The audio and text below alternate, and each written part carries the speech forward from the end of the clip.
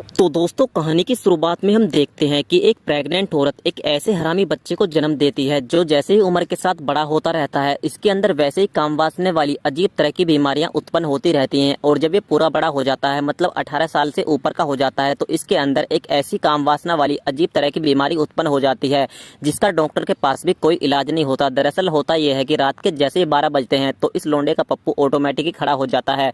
और ये जब तक खड़ा होता है, जब तक ये इसको हिलाकर शांत न कर ले, इसके माँ बाप भी इसकी इस बीमारी से काफी परेशान रहते हैं, क्योंकि दोस्तों इसका कोई इलाज ही नहीं है। अब उसके बाद इसके माँ बाप अपने बेटे को इस बीमारी से मुक्ति दिलाने के लिए तांत्रिक को भी घर बुलाते हैं। अब तांत्रिक बाबा रात को अपना पूजा पाठ शुरू करते हैं और ये इनके सामने खड़ा हुआ होता है।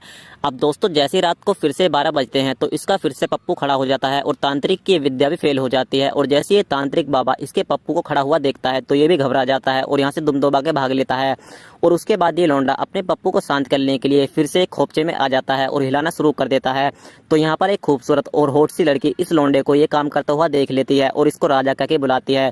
तो ये इसको बोलता है कि तुम मेरा नाम कैसे जानती हो? तो ये लौंडिया बोलती है कि मेरा नाम रानी है, तो इस हिसाब से तुम तो मेरे राजा ही हुए। और दोस्तों, जब ये इसके पप्पू को देखती है तो डायलॉग मारती है और कहती है कि यार तू तो पूरा कुतुब मीनार लेकर घूम रहा है। और उसके बाद इसके इस कुतुब मीनार को देखकर इस लड़की की राल सी टपकने लगती है और इसको होटल में लेकर आती है और इसकी कुतुब मीनार के साथ खूब इंजॉय करती है। अब अगले दिन ये पार्टी में आता है और पार्टी खत्म होने से पहले ये यहाँ से दुम दबा के भाग लेता है, क्योंकि दोस्तों अगर 12 बजे और पार्टी में इसका पप्पू खड़ा हुआ तो इसकी बदनामी हो सकती है। और दोस्तों, उसके बाद ये खोपचे में आकर फिर से हिलाना शुरू कर देता है। तो इस बार इसका सामना एक हिलेरी नाम की किन्नर से हो जाता है, जो इसके पप्पू को ऐसा हिलाती है कि ये कभी खड़ा ही नहीं हो पाता, क्योंकि जब रात को ये सो रहा होता है और जैसे ही 12 बजते हैं तो इस बार दोस्तों चमत्कार ही हो जाता है, इसका पप्पू खड़ा ही नहीं होता।